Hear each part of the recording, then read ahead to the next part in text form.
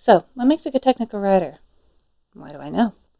Well, I've been writing and editing technical documentation for about 15 years and managing technical writing teams for most of those years. I have interviewed and worked with a lot of technical writers. So, I think I've got some perspective there. And today I'm going to tell you what traits I commonly see in good technical writers. I'm Diana Payton. This is Technical Writing Uncensored. Like and subscribe if you enjoy this content. So, to be a good technical writer, first, you have to be technical and a writer. I mean, the clue's in the name, right? So, excellent writing and editing skills are table stakes. You just flat need those. Don't assume an LLM, ProWriting Aid, or any of those other tools are going to get you by. You need to be able to do it without the crutch.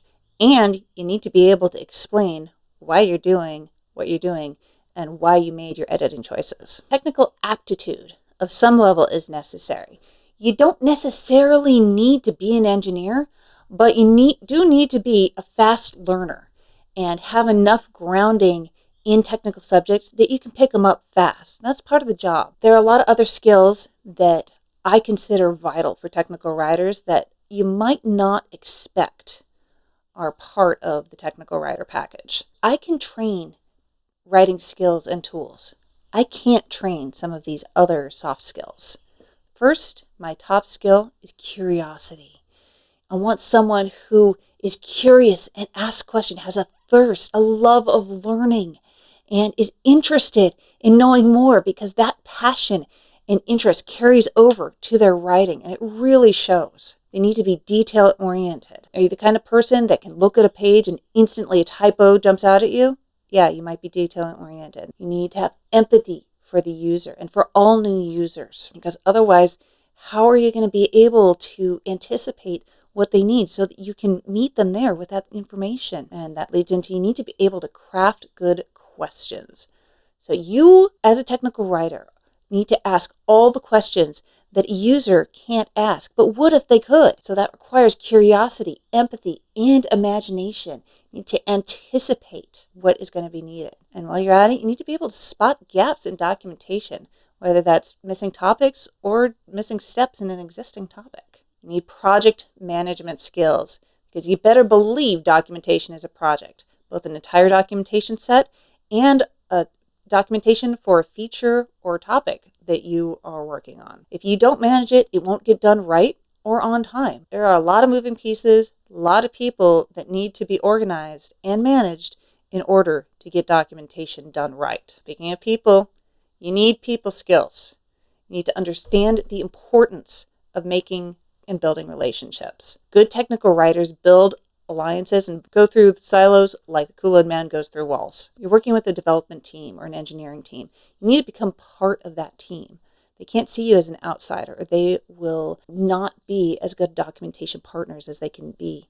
And your work and the documentation will suffer for it. I have a theory that all technical writers are people managers, whether they know it or not, because you need to understand personalities. You need to manage your reviewers and manage the reviews and subject matter experts. But the thing is, you don't have power as a technical writer. You have persuasion and personality. 99% of the time, you're going to be outnumbered. You got to be able to work with people, lean on those people skills. There's a surprise for you. You need courage. It takes courage to ask hard questions. It takes courage to go to a job where you will always be outnumbered by people who know more than you about whatever you're documenting. You need to be courageous enough to disagree and advocate for the user. You need to be able to stand up to bullies, because there will be those who figure that you are worth less as a person because you're just a writer instead of an engineer or a developer or someone who has a fancy degree and is actually making the project. You're just writing about it.